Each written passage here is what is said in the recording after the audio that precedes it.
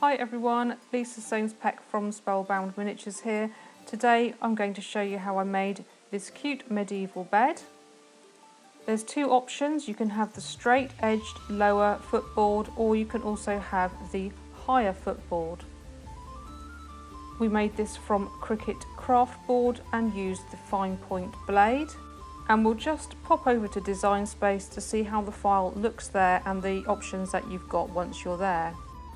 Okay, so we're over in Design Space. We've got the SVG uploaded and you can see it's in red, which would indicate craft board, but of course you can cut this in whatever you like.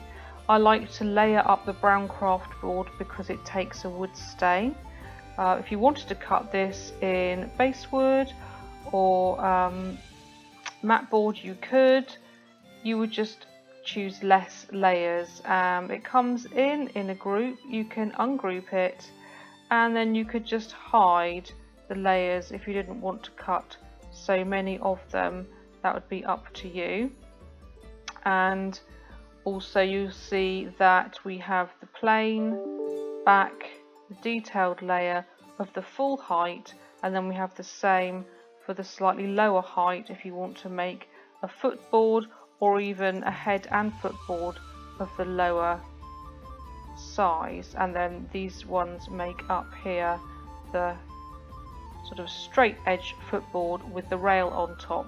So, and also there, these are the side rails. If you want to cut more layers, just duplicate them and cut more or less depending on the material you're going to use.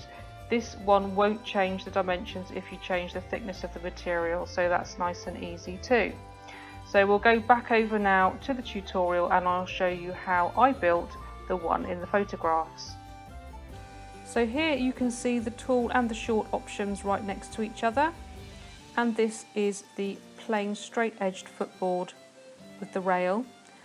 I used the tall one in the photographs and the layer detail, and I actually used 3 of the plain layers and 2 of the top detail layers.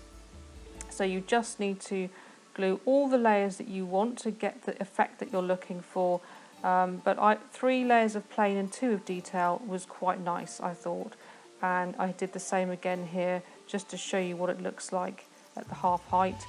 And the footboard is the same for the plain one. I used 3 plain layers, 2 detail layers and 3 layers for the top rail, and again glued them, pressed them while they dry to keep them nice and flat, and then put the top rail on to sort of cover the layers at the top and make sure it overhangs the same on each side. And here I'm just showing you 2 layers of detail I think is sufficient. These are the side rails. I used 3 layers. They're not particularly structurally strong. You could use more. And you just glue them onto the headboard and inset them slightly. Do the same on the other side.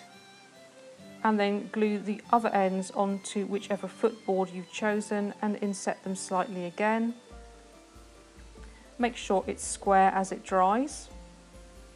And then take the 3 bed base pieces, glue them together and then put them onto the bed base. I just put glue on the side rails, and then I did put a weight on to hold it flat whilst it dried. You could always cut out the smaller headboard and play around if you wanted to see which one you preferred before you glue them. Once it's set up, I chose the material I wanted. I stained the whole bed with a wood stain. This one was Rustin's walnut stain. And then I made the bed linen the same way I have for previous beds. I'll put a link to that now so you can just go back and watch those if you want to. And you can see here I've just staged it in the medieval book nook, and it also goes well with all the other medieval furniture range that we've done. So thank you for joining me today, and I'll see you in the next video when we make the matching bedside table.